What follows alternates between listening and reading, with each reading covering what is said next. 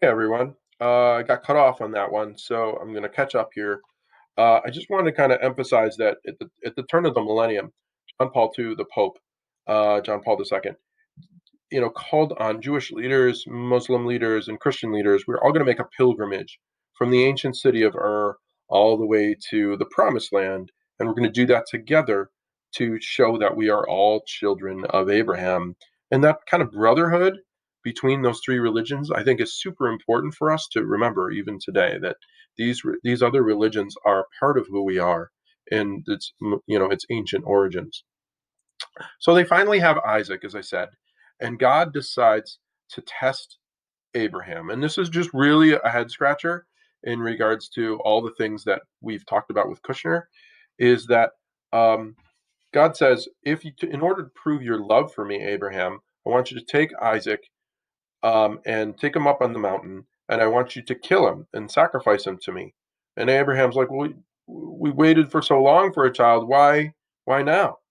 So Abraham takes Isaac up on the mountain, and just as he's about to sacrifice him, just as the picture shows here, um, the angel holds his hand and says, "No, you don't have to sacrifice him. You have proven your love." And so then they sacrifice a ram that's caught in the bushes out of nowhere. Um, I don't know particularly. Obviously, you know, back then they understood the idea of God testing everyone, but this isn't really something that we want to attest to, as we talked about in chapter one, that God, testing us doesn't really make sense. Now, we're going to move on here with this. Um, this is Sodom and Gomorrah. These are stories that I want to kind of move through a little quickly. So there we go. So Isaac gets a wife, and just to kind of move the story along, they have a couple of boys. They have twin boys, and as they're having these boys, Rebecca, who is their mother, Isaac's wife, has this vision. Has this God speaks to her and says that your younger son will will receive the birthright. Now, what I want to explain something, right? Um, Back then, inheritance was a little different.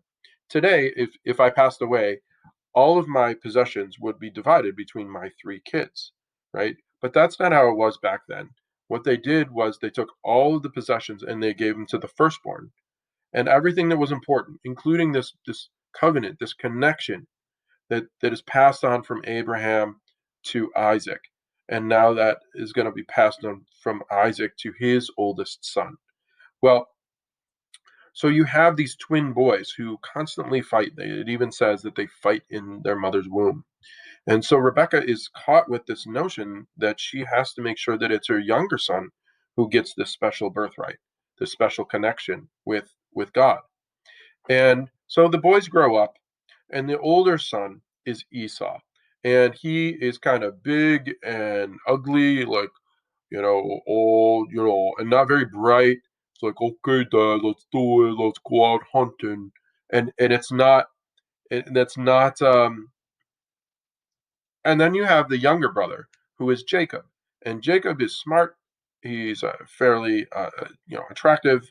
He is more open and more willing and cares very much about this relationship with God that his father has. And so there's this tension between the boys all the way through.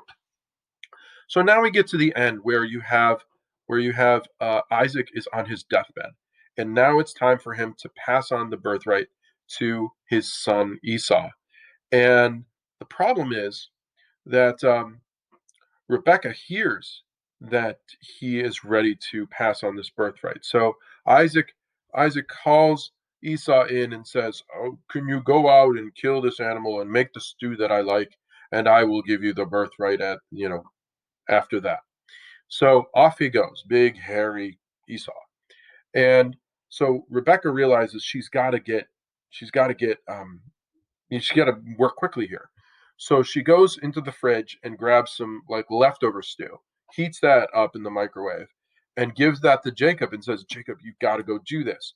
And he's like, "Dad, who is half blind is still going to know it's not me because I'm not big and hairy and have a big old beard like Esau. What are we going to do? And so his mother puts skins on his arm and on his face, so when his father touches him, he recognizes him as Esau. And so they trick their father here, and Isaac bestows the birthright onto Jacob, and Esau, is doesn't know any of this.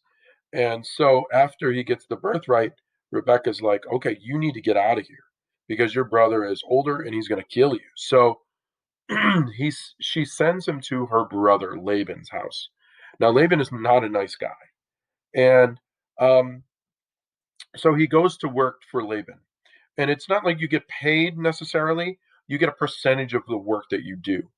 And so now Jacob has been given this birthright and the connection to God, and God's got his back, and everything Jacob is going to do from now on is going to blossom and be really, really, it's going to go really well.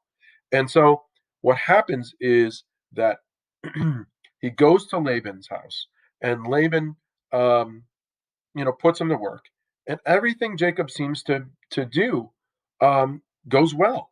And so, like, if you were taking care of the sheep for a little while, and one of the sheep has a lamb, you as the shepherd got to keep that lamb or a percentage of the lambs. And so Jacob was starting to acquire. And Laban looked at what he was getting.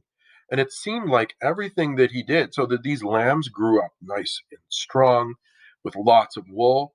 And Laban was jealous. So what he did in the middle of the night, he would do things like this. He would take some of the lambs that were kind of scrawny and kind of sickly, and he would switch them in the middle of the night with Jacob's lambs. And Jacob by now is like 18, 19 years old. And um, but Laban's the master. Who would Jacob go to for recourse here? So things were not great, for Jacob, but he at least was safe. So one day he's out in the fields, and you can see over here, he meets this girl, and he finds out that it's Laban's daughter, Rachel. And they spend time together because Rachel loves to go out and take care of the sheep as well, and they fall in love. And so Jacob goes to Laban and approaches him and says, "I'd like to marry your daughter." And Laban says, "Well, I'll let you marry my daughter if you work for me for free for 7 years." And so he does. He does this.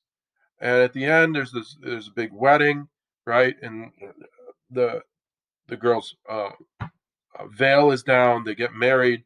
They go and they consummate the marriage at night in this in this chamber or whatever. And when they wake up in the morning, Jacob realizes it's not Rachel at all. It's her older sister, Leah, right? He's been tricked. Laban tricks him. So he goes to Laban and is like, what happened there? He said, well, you said my daughter, not necessarily any specific one. And Jacob's like, okay, so what does it take for me to marry your daughter, Rachel? And so that's 7 more years. So he goes another 7 years. And so finally, he marries the woman that he actually loves. And so now he has these two wives. They have concubines. And so now you're talking about this is he's starting to have children. And again, because God is blessing him, he's got all these boys. And in the end, what we have is that Jacob has um, he has 12 boys and one girl, right? So he decides he can't put up with Laban anymore. He's going to go back to his home and he's going to face the music about Esau. So on their journey back, he's super nervous because again, Esau could probably kill him, right? So, and he has this whole family he has to defend, and um, so we'll get into that story and all that drama in the next video.